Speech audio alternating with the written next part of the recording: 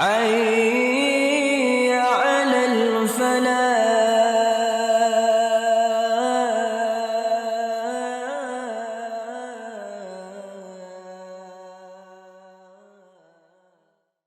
Assalamualaikum warahmatullahi wabarakatuh. Kita telah mengkaji pada ayat-ayat yang sebelumnya di mana Bani Israel ada di suatu tempat namanya Ti ketika Allah Subhanahu wa taala melindungi mereka dengan awan. Itu tertuang di dalam surat Al-Baqarah ayat 57. Wadhallalna alaikumul ghamam wangzalna alaikumul manna wassalwa. Nah, ini menjelaskan di suatu tempat namanya Tih. Nah, selesai dari suatu tempat namanya Tih,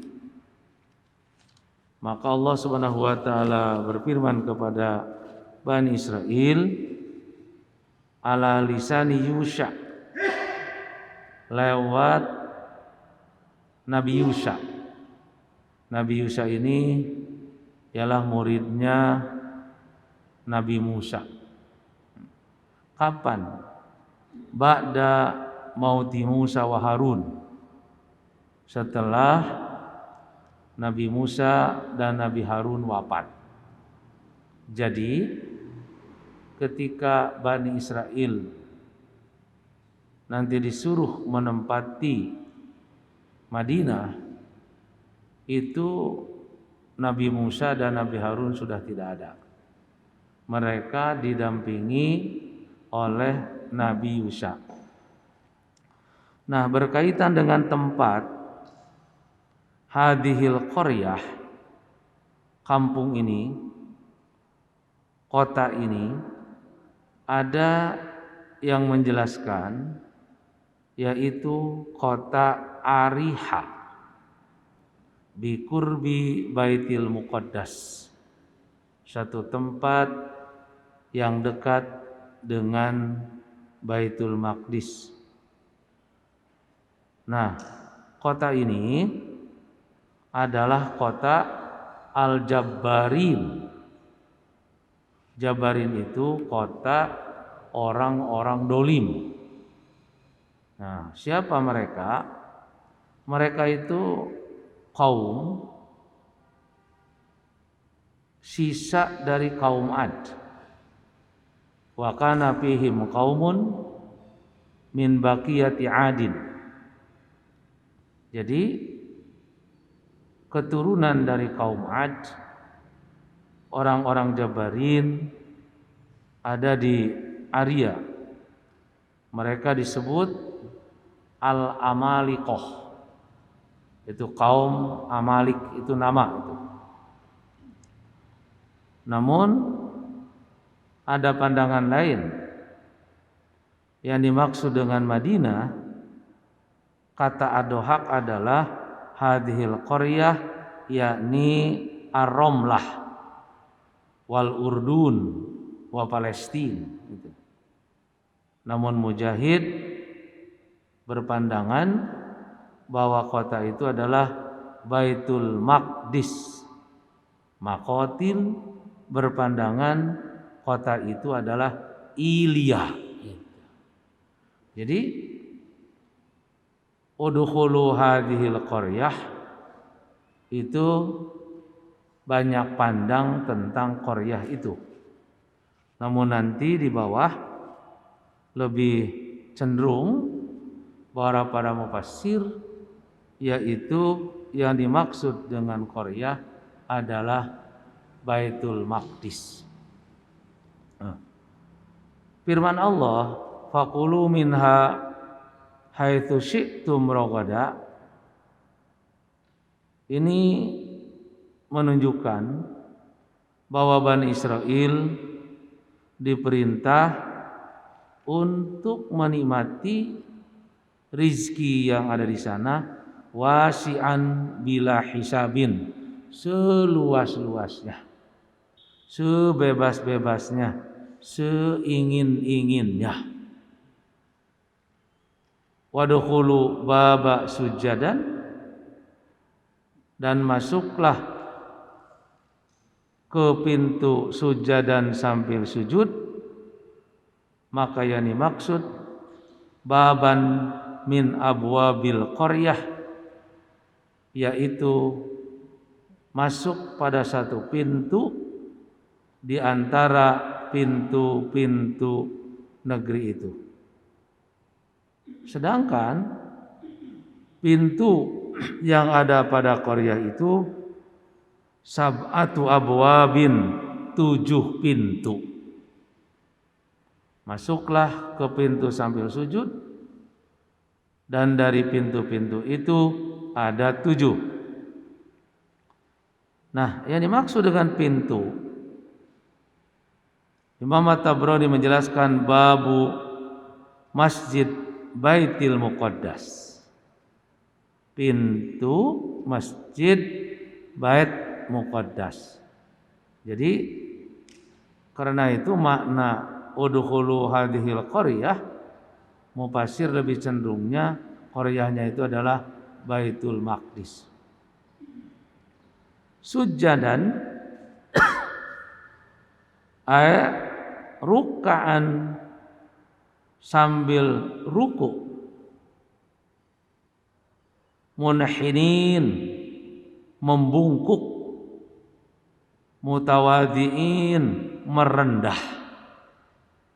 Jadi makna sujadan teh sambil ruku, membungkuk, dan merendah. Wa qauluhu, sedangkan firman Allah yang berkaitan wa qulu hittatun, katakanlah oleh kalian hittah, ay qulu, katakanlah oleh kalian mas'alatuna hittah, masalah kami adalah hittah, bebaskanlah dari dosa. Jadi kata hittah itu maknanya adalah bebaskan kami dari dosa. Nah, dari ayat ini ada beberapa perintah Allah terhadap Bani Israel. Pertama, masuk menempati Palestina. Makanya kalau ada pandangan sampai sekarang menurut orang Israel bahwa Palestina kepunyaan kami gitu ya, itu karena sejak dulu Allah memerintahkan menempati Palestina itu.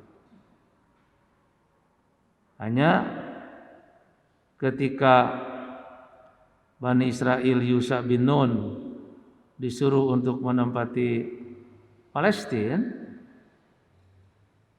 mereka adalah orang-orang yang beriman.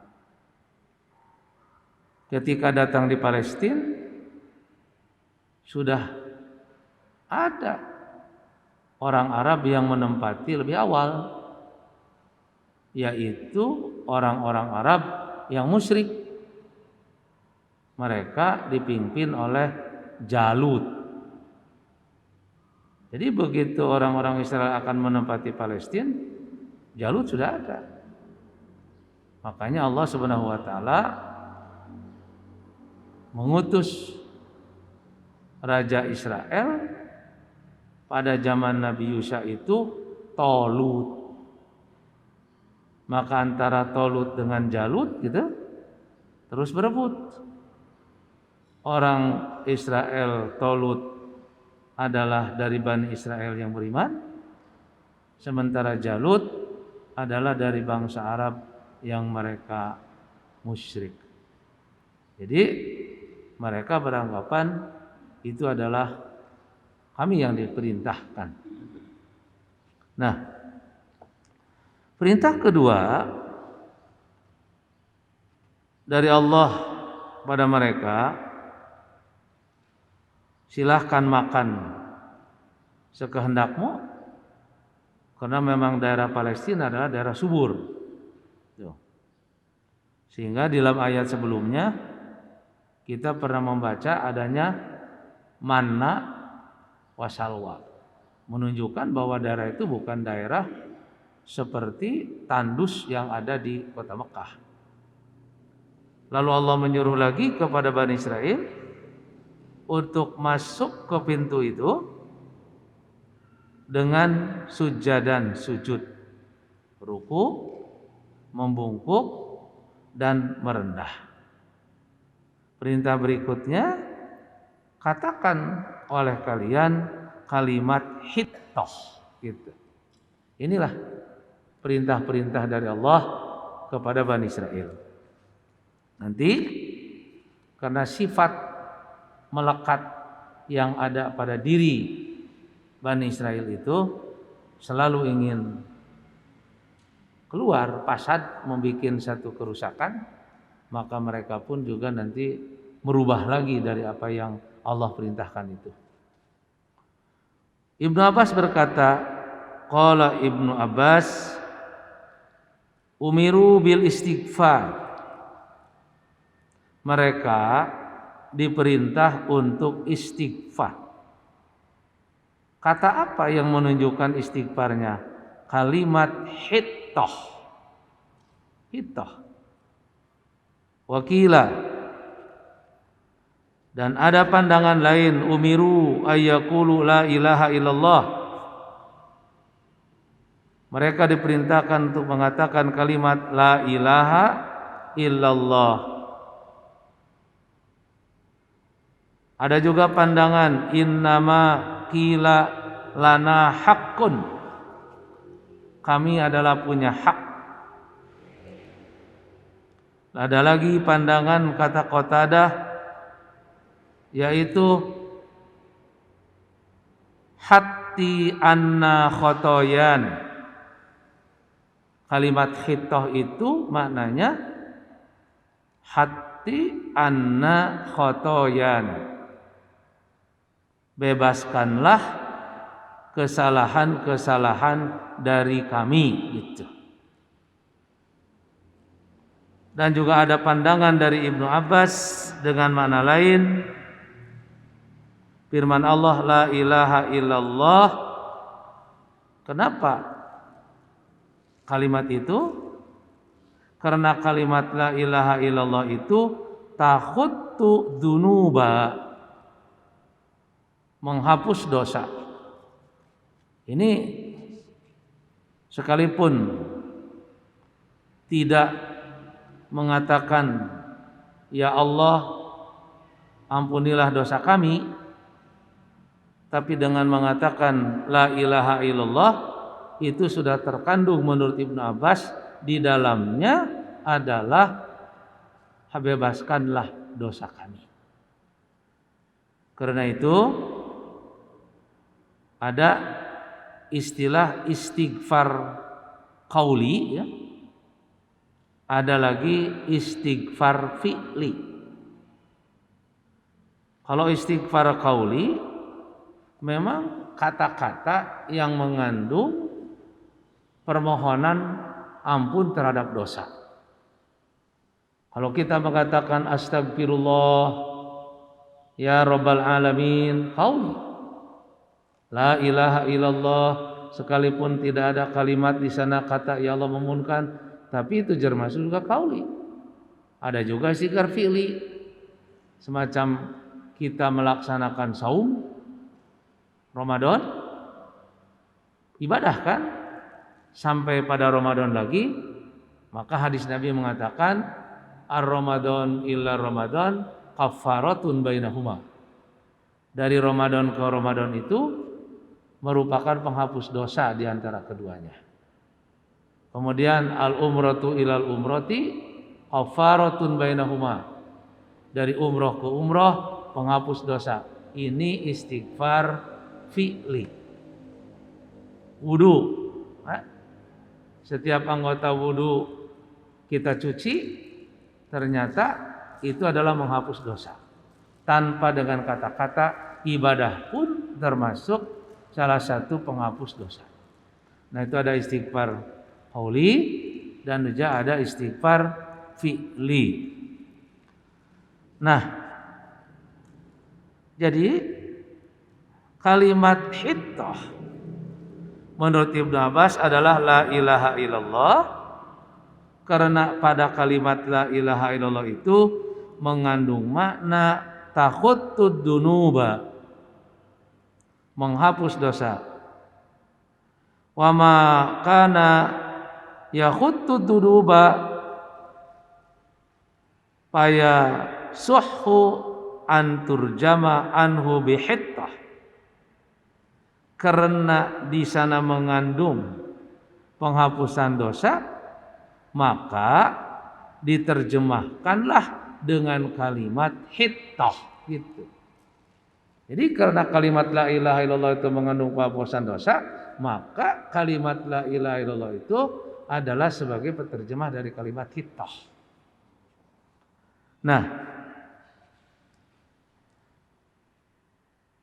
kenapa mereka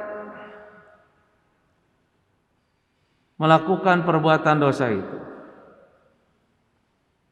Wadzalika annahum kanu qad adzabu, karena mereka telah melakukan dosa, masuk ke suatu tempat namanya Ariha,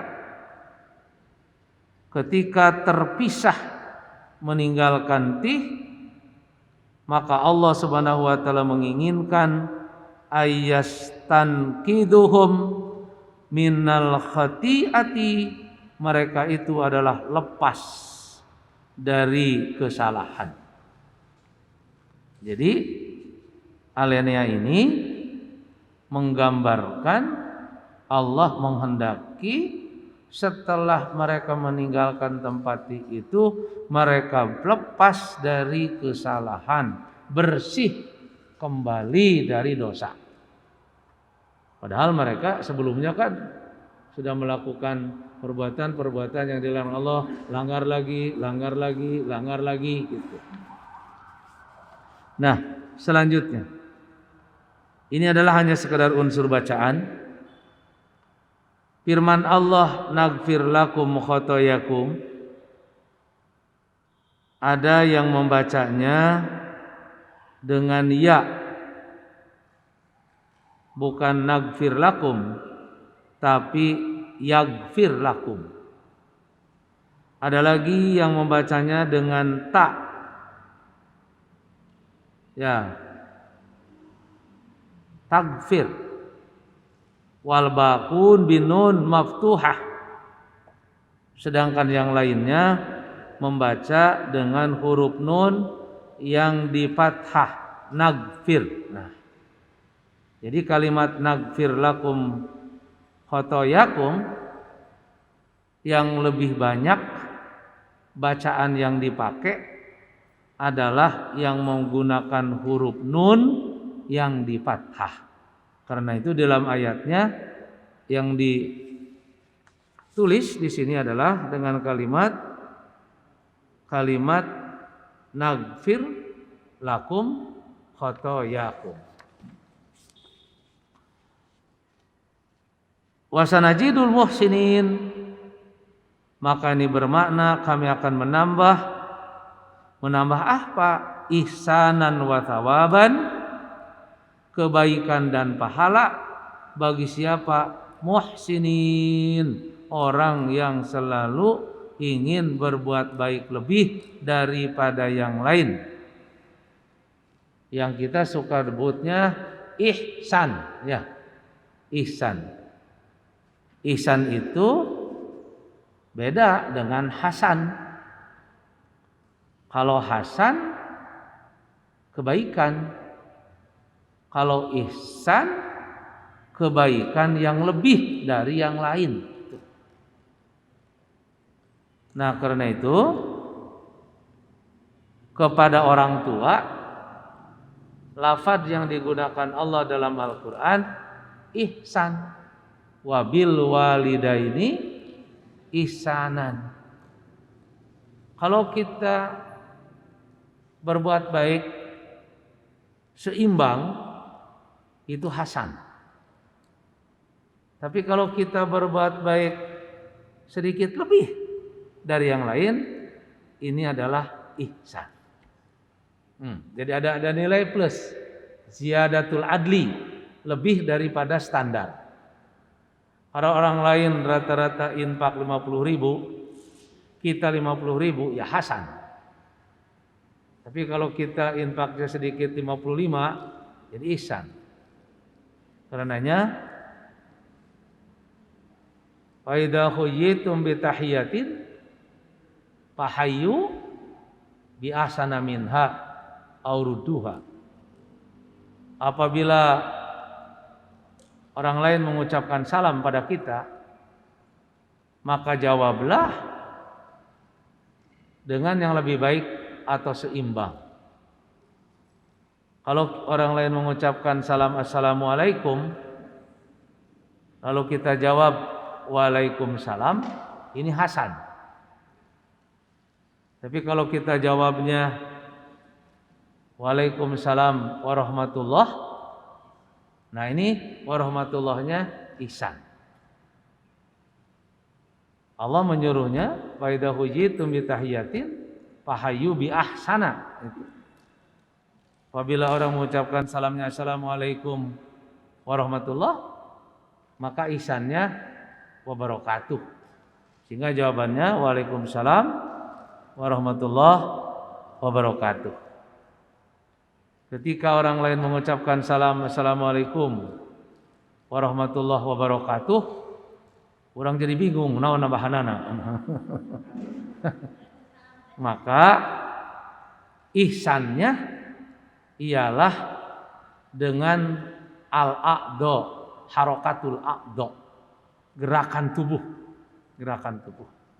Kalau orang lain mengucapkan assalamualaikum warahmatullahi wabarakatuh, maka kita jawab waalaikumsalam warahmatullahi wabarakatuh dengan kepala menunduk. Ihsannya di sana.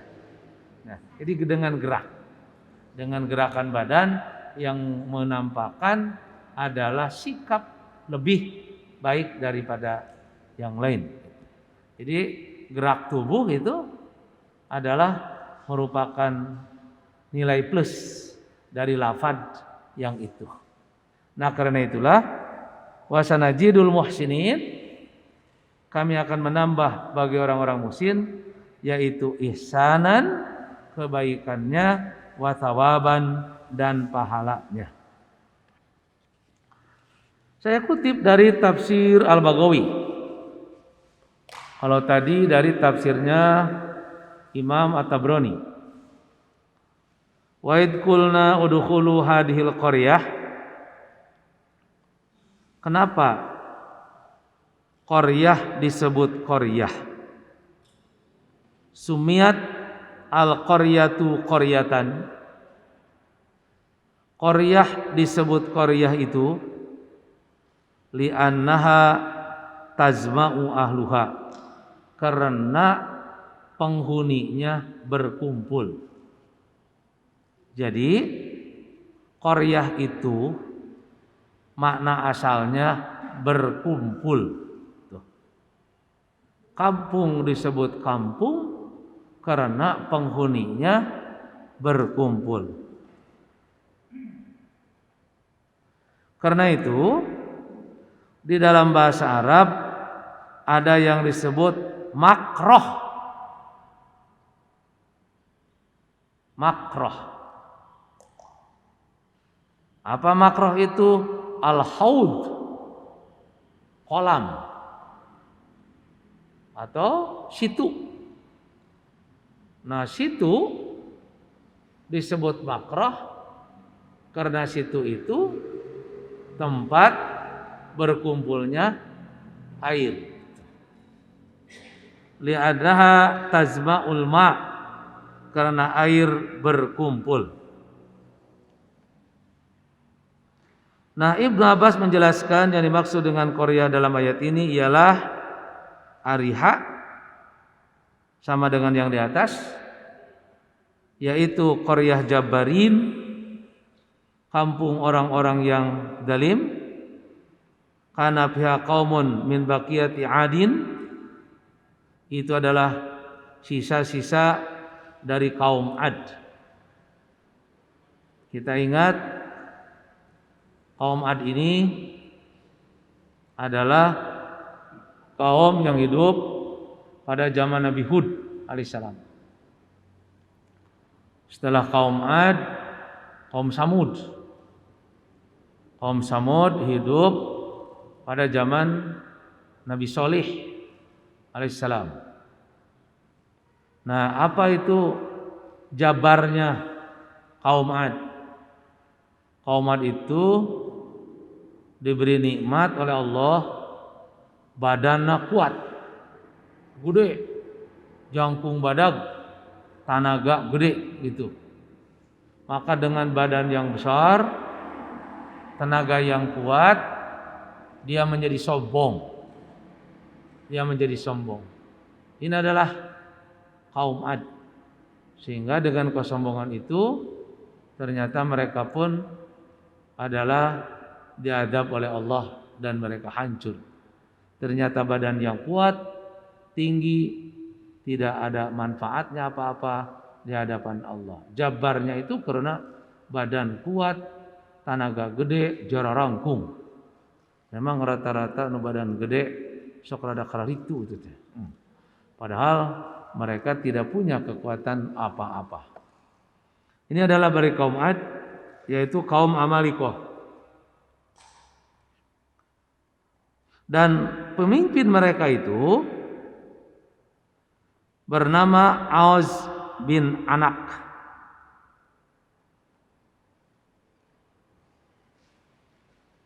Lalu ada yang berpandangan bahwa tempat itu adalah Balqa. Ada lagi Mujahid berpandangan bahwa yang dimaksud dengan Qaryah itu adalah Bait Muqaddas. Ad-Dhahak juga berpandangan bahwa Qaryah itu adalah Romlah.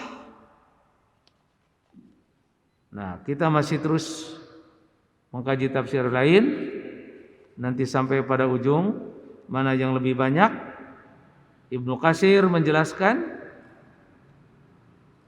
Nah,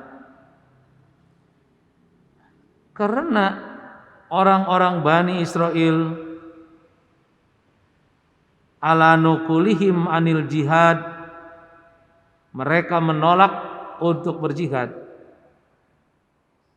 Wa dukhulil ardil muqaddah, dan masuknya ke daerah Baitul Maqdis lamma qadamu minal bilad bi Misri, setelah mereka datang dari negeri Mesir, suhbata Musa, yaitu menyertai Nabi Musa. Maka Allah Subhanahu wa taala menyuruh mereka untuk masuk ke Ardil Muqaddas. Nah, kenapa Allah menyuruh mereka untuk masuk Biladil Muqaddas allati hiya mirathun lahum? Nah, ini yang dia itu merupakan warisan bagi mereka an abihim Israil, dari nenek moyang mereka yaitu Israil. Kalau kita ingat, Israil ini adalah gelar bagi Nabi Yakub alaihi salam. Nabi Yakub bergelar Israil. Arti asalnya Isra, berjalan di waktu malam, Il, Tuhan. Bahasa Ibrani. Hampir dekat dengan Ismail. Nah, kalau Ismail itu dari kata Isma, Yail gitu. Kalau Israil Isra berjalan di waktu malam mencari Tuhan. Dekatlah dengan Ismail. Kalau Ismail, dengarkanlah ya wahai Tuhan, gitu. Jadi kenapa anak Hajar disebut Ismail? Karena dia meminta kepada Allah agar didengar. Ismail. Beda dengan Ibrahim. Kalau Ibrahim, ibnya dari abun, himnya rohimun. Jadi Ibrahim teh dalam bahasa Arab mah abun rohimun, bapak yang penuh kasih sayang. Jadi itu murokabah, satu nama yang digabung gitu menjadi dua kata, ya. Dua kata yang digabung sehingga menjadi satu nama. Ibrahim abun rohimun, Israel itu dari Isra dan Il gitu. Ismail, Yail, nah gitu. Ini adalah bahasa Ibrani. Selanjutnya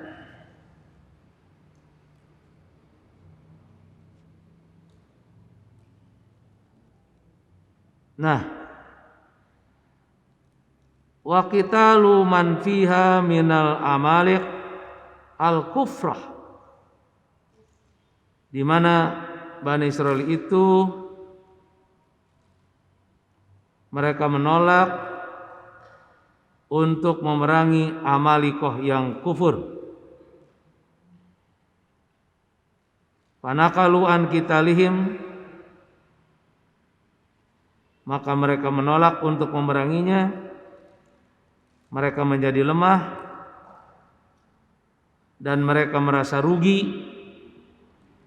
Wastahsaru, maka Allah Subhanahu wa taala paromahumullah pitih ukubatan lahum, maka Allah melemparkan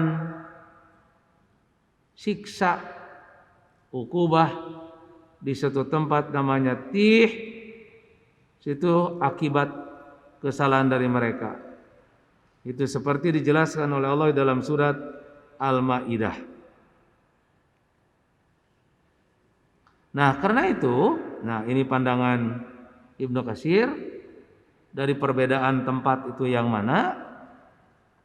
Walihada kana as-sahhu qaulaini anna hadhil baldah hiya Baitul Maqdis. Yang paling dipandang benar, makna dari qaryah itu adalah Baitul Maqdis. Ini banyak pandang yang mendukung ini, yaitu seperti nas yang diungkapkan oleh As-Sudi, kemudian Ar-Rabi, Qatadah, Abu Muslim Al-Asfahani dan yang lain mengutip ayat ya qaumi udkhulul ardal muqaddasata allati kataballahu lakum. Nah, ini ayatnya. Jadi karena itu dari pandangan-pandangan para mufassir yang tadi, hadhil qaryah, ada yang menyatakan ini, ada yang mengatakan ini, ada yang mengatakan ini, bahkan ini, maka Ibnu Katsir menunjukkan mana yang lebih asah dari tempat-tempat itu.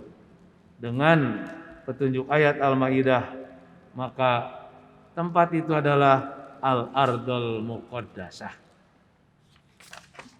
Selanjutnya, wadkhulul baba. Al-Baghawi menjelaskan yakni baban min abwabil qaryah, masuklah pada satu pintu dari pintu-pintu qaryah itu, wa kana laha sab'atu abwabin, dan di sana terdapat 7 pintu. Sujadan, tadi sudah ada ruka'an, ruku, khudu'an tunduk, munhinin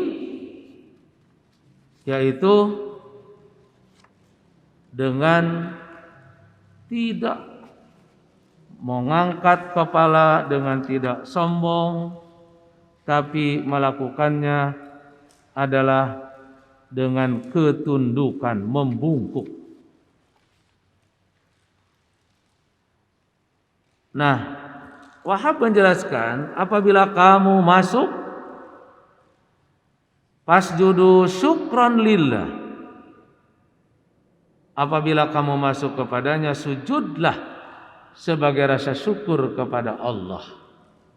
Jadi berarti menurut Wahab bahwa kalimat wadkhulul baba itu diperintahkan untuk sambil sujud. Sujud di sana sebagai wujud syukur mereka terhadap Allah. Kita mengetahui makna sujud di sini, ya, bukan sujud seperti dalam sholat. Wad'ul jabhah alal ardi, meletakkan wajah ke tanah, bukan itu. Nah, ada lain mana sujud dalam Quran, seperti wasyamsa, matahari, bulan, yasjudun, gitu kan? Matahari, bulan, kemudian makhluk yang ada di langit dan yang ada di bumi, semuanya sujud. Nah, mana sujud di sini? Tentu berbeda. Sujudnya langit, sujudnya bumi, sujudnya ketika sholat, dan sujudnya Bani Israel ketika masuk Qarya itu.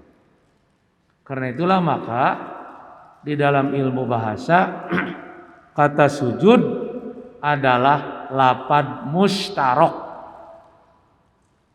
Lapad mustarok itu satu lapad, itu kan, tapi maknanya bisa banyak. Ini mujmal, membuat samar. Karena membuat samar mesti ada bayan, ada penjelasan. Nah, sama di kita juga kata mata kan. Ada mata ini, ada mata air, ada mata-mata, itu kan? Ada mata sapi, macam-macam. Nah, kalimat yang seperti itu namanya mustarok. Maka makna sujud di sini supaya tidak salah memaknai sujudnya, karena lafadznya mustarok akan membuat mujmal samar, maknanya itu adalah ruk'an, ya, khudu'an munhinin. Wa qulu hittah. Qatadah mengatakan hatti anna khotoyana, bebaskanlah kesalahan-kesalahan kami. Ini maknanya umiru bil istighfar. Sama seperti pandangan tadi, pandangan Ibnu Abbas, kalimatnya la ilaha illallah, karena pada kalimat la ilaha illallah takhutud dunuba, akan membebaskan dosa-dosa. Atau mas'alatuna hittah, sama dengan yang tadi, nagfir lakum khotoyakum, maka kami akan menghapus bagi kalian kesalahan-kesalahan kamu. Maka kalimat al-ghufru huwa as-satru. Yang namanya al-ghufru itu adalah menutup. Jadi istighfar itu meminta ditutup. Itu. Karena al-ghufru itu maknanya as-satru, menutup. Kita disuruh istighfar, kita disuruh untuk menutup. Al-mughfirah tustarud dunub, maka kalimat musfirah itu adalah menghapus dosa-dosa, menutup kesalahan. Nah, selanjutnya ayat 59. Nah, bagaimana sikap mereka setelah ada perintah itu? Karena geus ngadarah daging ya. Ngadarah daging dina diri, ingin selalu keluar dari yang semestinya, maka ini pun juga dilanggar oleh Bani Israel. Fabaddala alladziina dzalamu qaulan ghairal ladzi qila lahum, maka merubah orang-orang yang zalim perkataan selain perkataan yang dikatakan pada mereka. Berarti mereka merubah kata. Fangzalna 'alal ladzina dzalamu rijsan minas samai, maka Allah menurunkan atas orang yang zalim itu adalah adab dari langit. Bima kanu yafsukun, karena mereka fasik. Fasik itu sikap yang ingin selalu bengkok, itu fasik. Dari puaisik asalnya.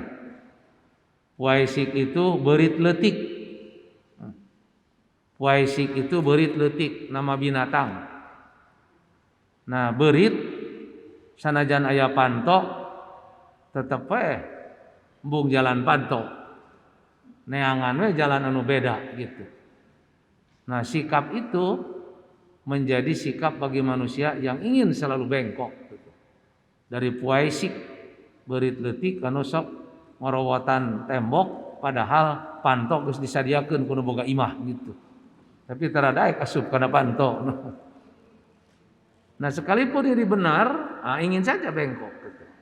Yabsukun. Fabaddala alladziina dzalamu ghairal ladzi qila lahum. Ay khalafu, mereka mengingkari. Hatta samtanan.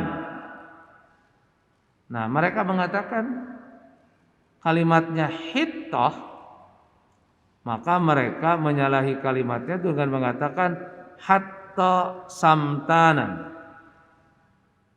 Hatta samtanan itu ialah hintoh hamra bilighatihim, yaitu biji gandum yang berwarna merah. Jadi mereka merubah dari kata hittoh kepada hintoh. Yang diperintahkan oleh Allah adalah hittoh, yang artinya ialah bebaskanlah dosa-dosa kami. Tambahan nun kumanehna. Dari kalimat hittoh menjadi hintoh. Jadi biji gandum yang berwarna merah. Ini tidak ada makna apa-apa. Tidak ada hubungannya dengan kesalahan.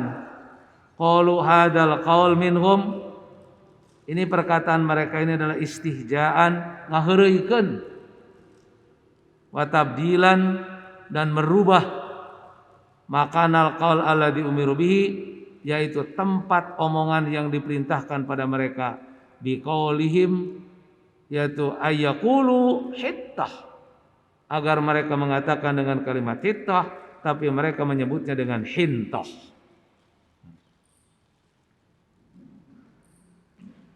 Al-Hasan mengatakan umiru ayyaqulu hittah faqalu hintah. Mereka diperintahkan untuk mengatakan kalimat hittah, tapi mereka mengatakannya dengan kalimat hintah.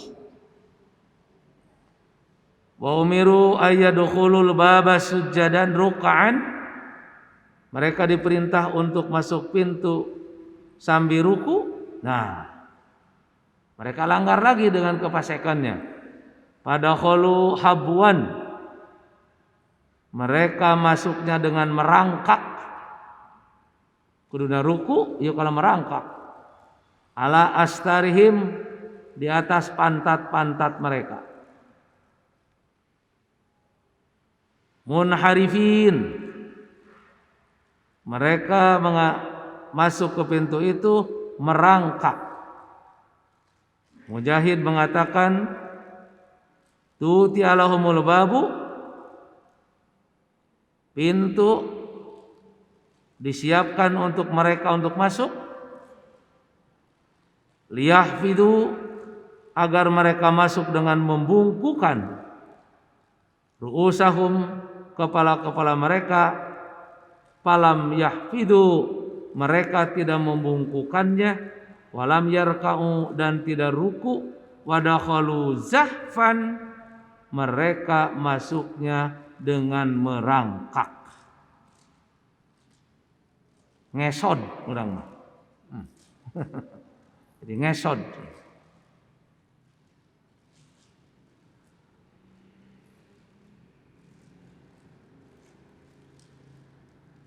Di sana ada kalimat qaulan ghairalladzi qila lahum, bukan perkataan yang diperintahkan kepada mereka. Nah, berarti di sini ada dua pelanggaran yang dilanggar oleh Bani Israel. Pertama, kalimat hittah diganti dengan hintoh.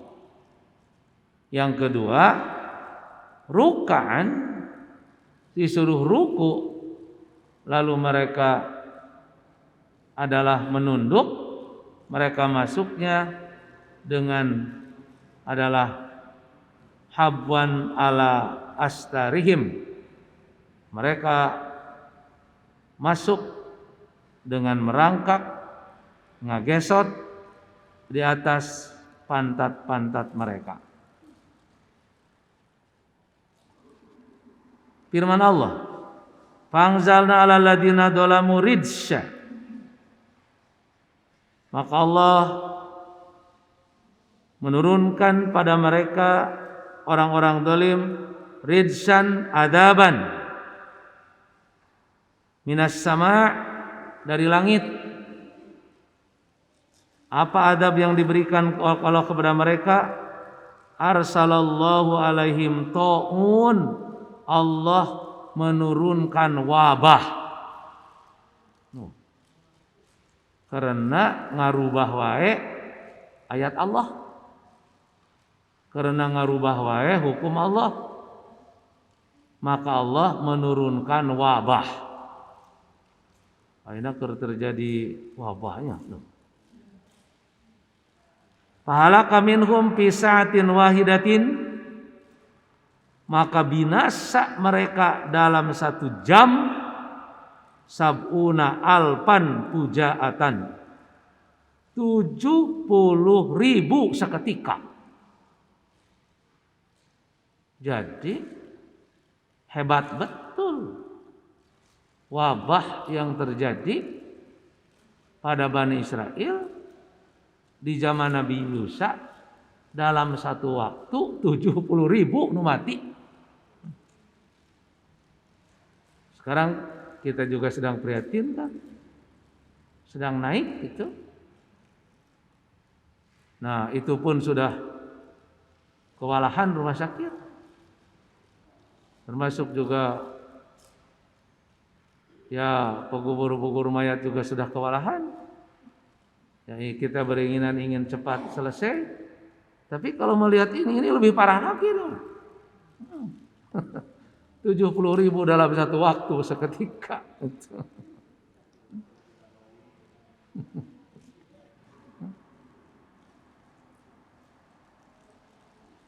Nah, ada pandangan lain. Nujilat bihim narun fa'ahraqatkum.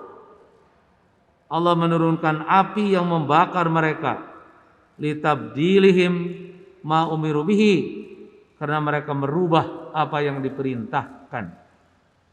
Bima kanu yafsukun, terhadap apa yang mereka pasekan, yang selalu ingin berbuat bengkok dari yang benar itu. Nah, saya kutip dari tafsirnya Ibnu Katsir. Di sana wa qulu hittah faqalu, maka mereka mengatakan hintah. Hintah ini habbah hamra fiha syairun, yaitu biji yang berwarna merah, di sana ada pada gandum. Karena itu hintah itu biji gandum. Fabadala alladzi dzalamu qaulan ghairal ladzi qila lahum, mereka mengganti firman Allah yang seharusnya mereka katakan yang sebenarnya.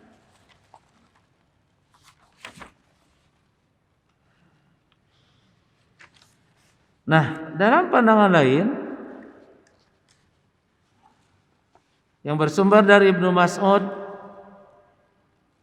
innahum qala khutti sam'atan azbatan mazba. Ini mah lafaz lain, tapi maknanya dalam bahasa Arab ialah habbah hintah hamra mathkubah, yaitu kalimat sam'atan azbatan mazba, itu maknanya ialah habbah hintah, biji gandum yang berwarna merah, mathkubah, yang betul-betul merahnya. Ini adalah adanya pada sya'ratus suda. Fabadala alladziina dzalamu ghairal ladzi qila lahum. Kemudian As-Sauri memperkuat tafsir dari Ibnu Abbas, udkhulul baba sujadan ruk'an min babin saghirin. Masuklah pada pintu sambil ruku dari pintu yang kecil. Pada khulu min kibali astatihim, tapi mereka masuk dari sisi pantat mereka. Inilah, dan mereka mengatakan kalimat hintah, yaitulah yang dimaksud dengan fabadalal ladzina dzalamu qaulan ghairal ladzi qila lahum. Kemudian kesimpulannya dari dua ayat tadi, wahasil ma dzakarahu mufassirun, kesimpulan dari yang dijelaskan oleh para mufassir, wa ma dalla alaihi siyaq, dan yang ditunjukkan oleh siyaqul kalam. Siyaqul kalam itu susunan perkataan, alur omongan.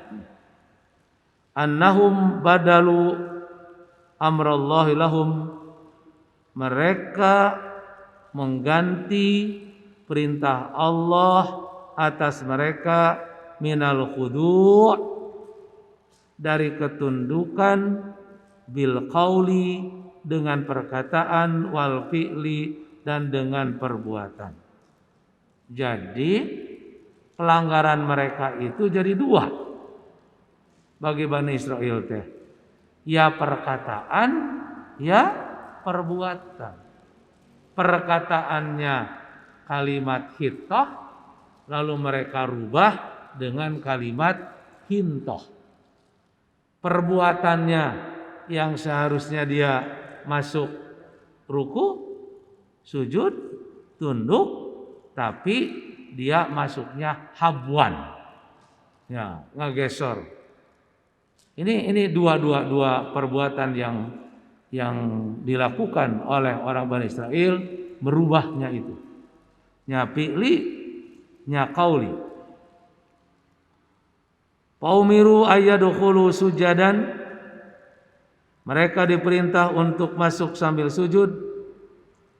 Padakhalu yazhafun, nah ini merubahnya, ala astatihim, mereka masuknya sambil merangkak di atas pantat-pantat mereka. min kibali astatihim rafi'i ru'usihim, sambil mengangkat kepala mereka. Gimana ya? Kalau merangkak bari mengangkat kepala, itu kumata.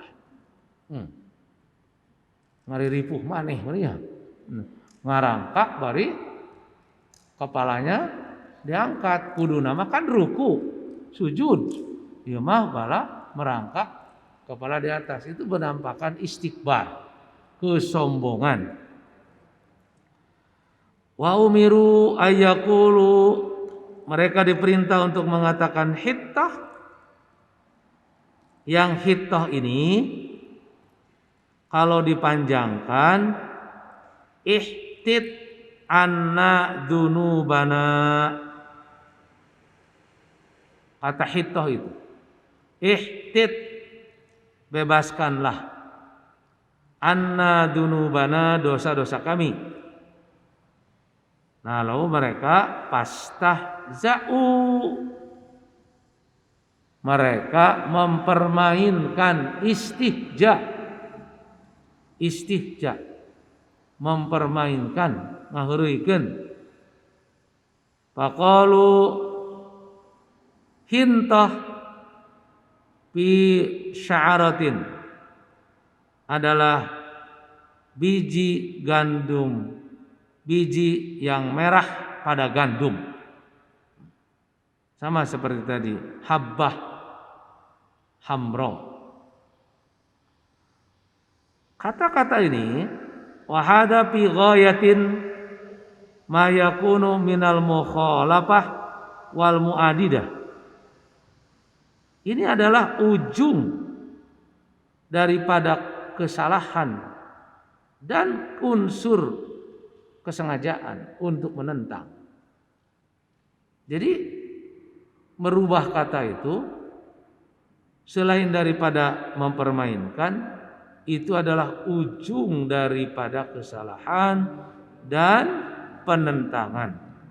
Karena itulah anjalallahu bihim ba'sahu wa adabahu bipiskihim. Allah menurunkan pada mereka ba'sa wa adab, yaitu siksa karena kefasikan mereka. Wa huwa khurujuhum an ta'atihi, yaitu mereka keluar dari taat pada Allah. Maka Allah berfirman, "Fa'anzalna 'alal ladzina dzalamu rijzan minas sama'i bima kanu yafsukun." Demikianlah tafsir ayat 57 sampai dengan ayat 58. Pelajaran yang dapat diambil sampai ayat ini masih tetap bahwa sifat daripada Bani Israel adalah memiliki sifat fasik. Jadi ingin selalu mencari jalan yang bengkok gitu. Padahal setiap kali kefasikan Allah mengirimkan peringatan pada mereka. Ya sami'na wa ata'na ghufranaka rabbana wa ilaikal masir. Assalamualaikum warahmatullahi wabarakatuh. حي على الفلاح.